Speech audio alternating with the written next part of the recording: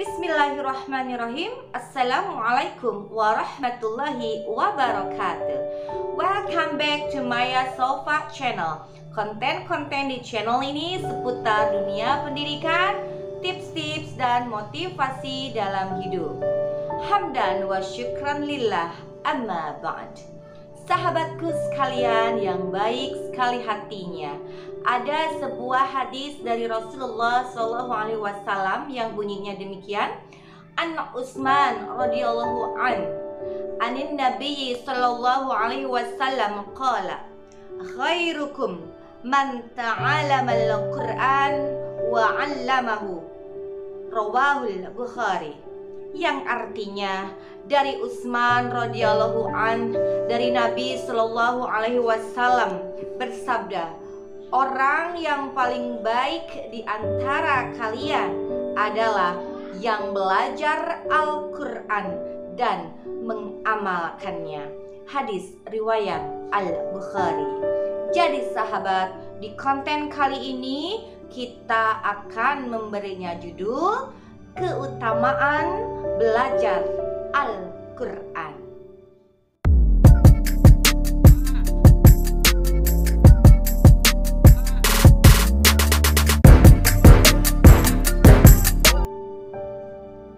Keutamaan belajar Al-Quran. Sahabatku sekalian, kita semuanya tahu dalam Al-Quran surat Al-Baqarah, A'udzu billahi minasyaitonir rajim. Bismillahirrahmanirrahim. Alif lam mim.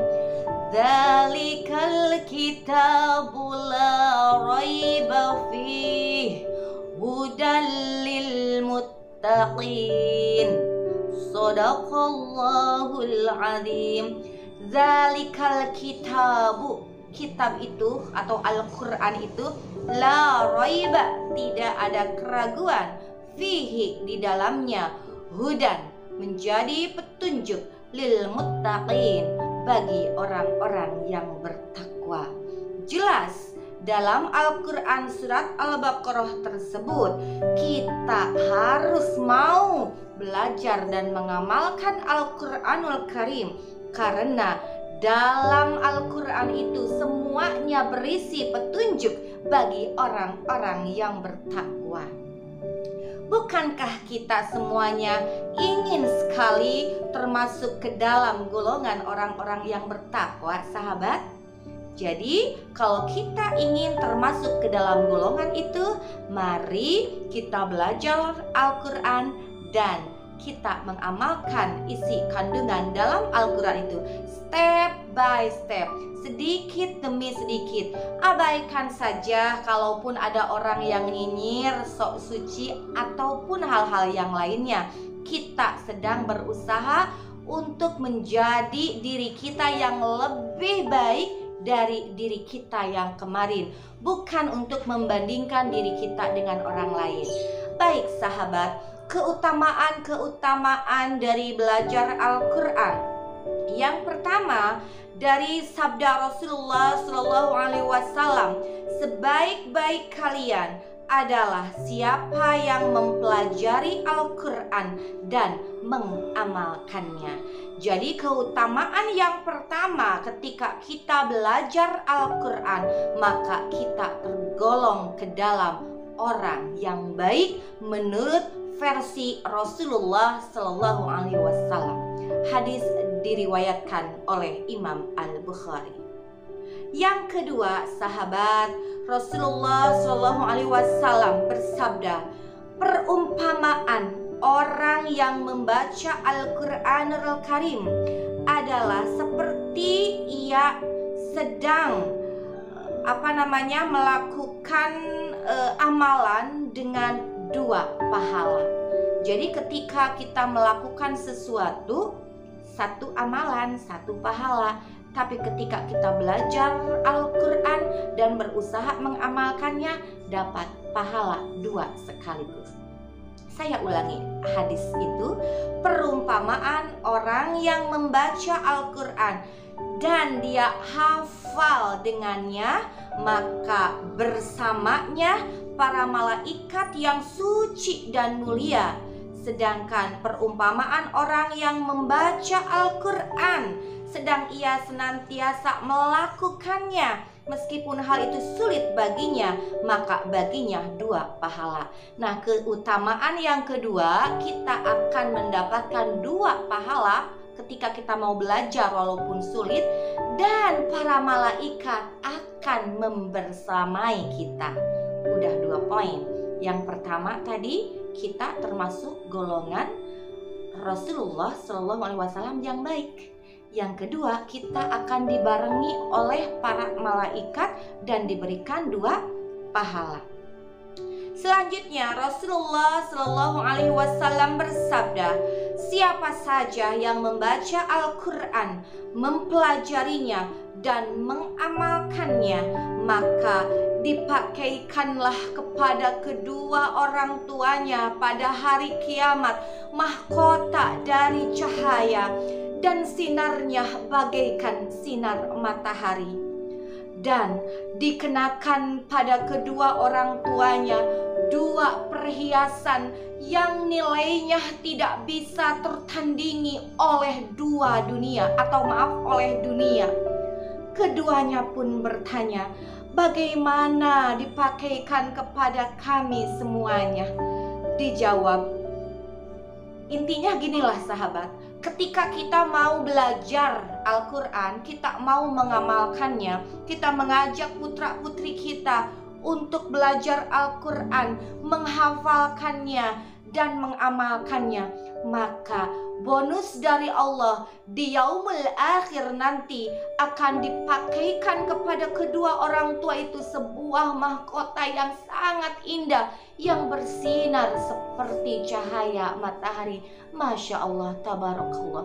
Apakah sahabat tidak ingin seperti itu di yaumul akhir nanti, di saat orang-orang sedang berkeluh kesah, sedang gundah gulana karena hari pembalasan tiba? Orang tua yang mengajarkan anaknya membaca Al-Quran, menghafal dan mengamalkannya akan mendapat bonus dari Allah berupa mahkota yang sangat indah. Nah, itu keutamaan dari membaca dan mengamalkan Al-Quran yang ketiga. Sahabatku sekalian yang baik sekali hatinya, Rasulullah SAW bersabda, puasa dan Al-Quran keduanya akan memberikan syafaat kepada seorang hamba pada hari kiamat. Hadis riwayat Ahmad dan Al-Hakim.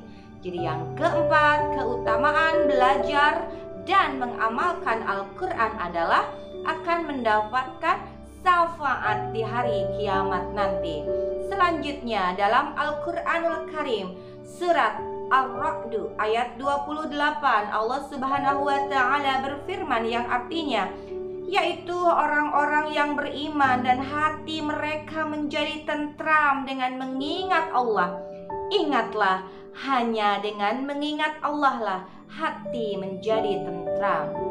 Al-Quran itu isinya adalah peringatan-peringatan, pemberitahuan-pemberitahuan, intinya dari kata-kata dari Allah Subhanahu wa Ta'ala, karena Al-Quran itu firman Allah Subhanahu wa Ta'ala.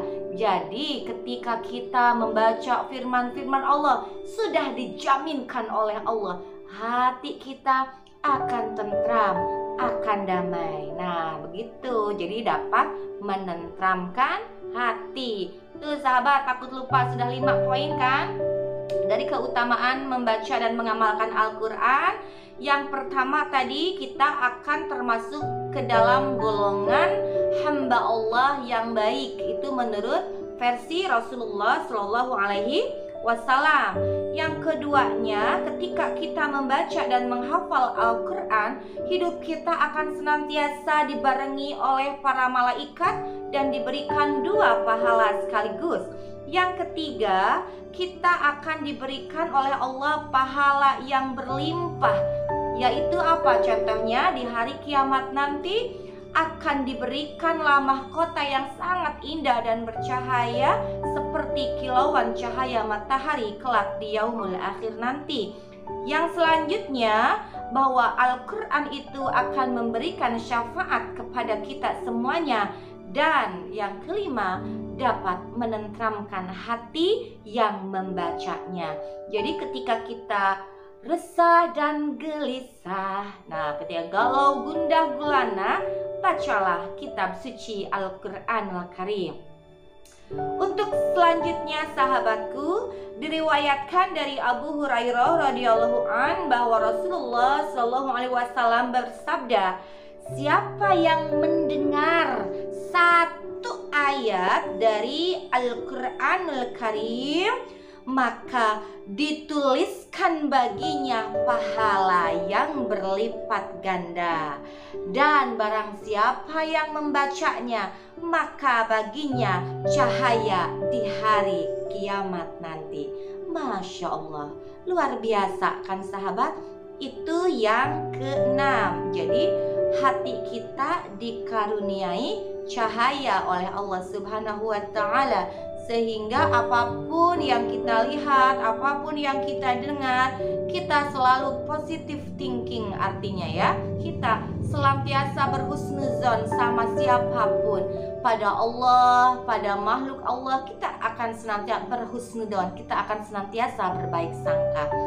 Selanjutnya yang ketujuh, Rasulullah Shallallahu Alaihi Wasallam bersabda, bacalah Al-Quran, naiklah pada derajat-derajat syurga, dan bacalah dengan tartil sebagaimana engkau membacanya ketika di dunia.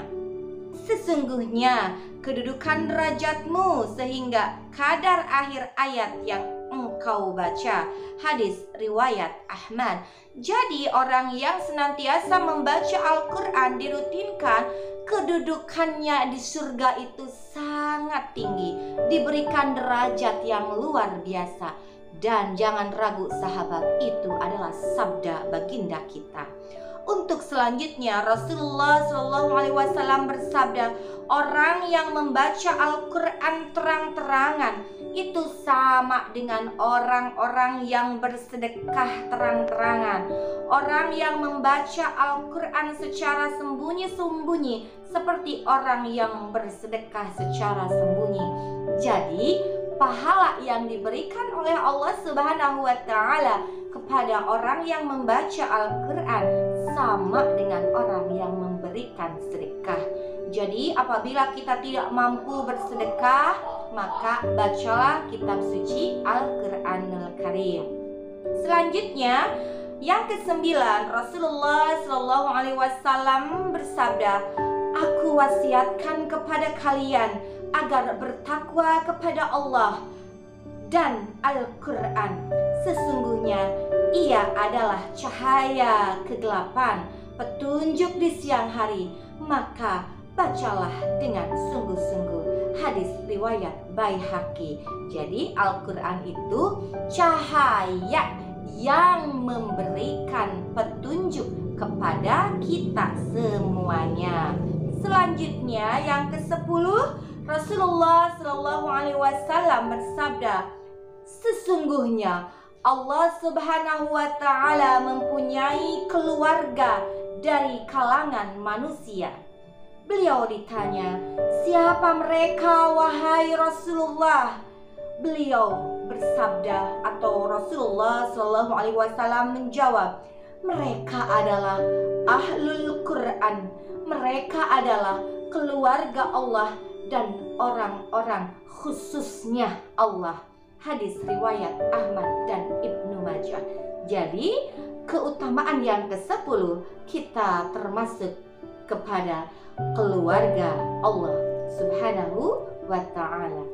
Yang ke-11, Rasulullah Shallallahu Alaihi Wasallam bersabda, orang yang mahir membaca Al-Quran kelak mendapat tempat di surga bersama para utusan mulia lagi baik. Sedangkan orang yang membaca Al-Quran dan masih terbata-bata karena ragok, belum lancar, belum tartil, dan merasa berat dan sangat susah, maka dia mendapatkan 2 pahala. Jadi yang masih terbata-bata pun Allah Subhanahu wa Ta'ala memberikan pahala. Jadi jangan malu. Misalkan kita sudah tua ya sahabat, belum bisa ngaji, belum bisa tadarus, belum bisa ngaos, mau belajar Iqra, malu sama anak-anak kecil, mau langsung Al-Quran, kita enggak bisa, jadinya diem pura-pura bisa padahal tidak bisa. Itu benar-benar kalau istilah Sundanya bodoh katotoloyo gitu ya. Tapi kita harus bodoh alewoh kalau istilah Sunda. Kalau tidak bisa, belajar saja, tidak perlu malu ya sahabat gitu. Jadi yang terbata-bata pun akan mendapatkan pahala dari Allah Subhanahu wa Ta'ala. Hadis lagi sahabat dari Abu Sa'id, Rasulullah SAW berkata bahwa Allah Subhanahu wa Ta'ala berfirman, siapa saja yang disibukkan oleh membaca Al-Quran hingga tak sempat zikir yang lain kepadaku dan meminta kepadaku, maka aku akan memberinya balasan terbaik orang-orang yang meminta. Gitu. Ini jaminan Allah loh, diberikan balasan yang terbaik. Kita belajar Al-Quran walaupun terbata-bata, terus kita disibukkan setiap saat dengan membaca Al-Quran. Meskipun kita tidak berdoa kepada Allah Subhanahu wa Ta'ala, ketika kita galau, kita ngaji, bari hati kita misalkan lagi bersedih, kita tidak minta apa-apa sama Allah, Allah memberikan pahalanya itu. Doa-doa terbaik dari orang-orang akan dikabulkan kepada kita semuanya. Jadi terus bagaimana buat yang mendoanya dikabul enggak? Insya Allah mereka juga dikabul apabila mereka senantiasa ingat pada Allah. Jadi sahabatku sekalian, marilah kita biasakan membaca, menghafal, dan mengamalkan kitab suci Al-Quranul Karim. Kenapa? Karena banyak sekali keutamaan-keutamaan di dalamnya. Hanya itu sahabat yang bisa saya sampaikan di konten kali ini, dengan harapan kita semuanya termasuk ke dalam golongan hamba Allah yang dicintainya dan dicintai oleh Rasulnya. Hasbunallah wa ni'mal wakil, ni'mal maula wa ni'man nasir. Wassalamualaikum warahmatullahi wabarakatuh.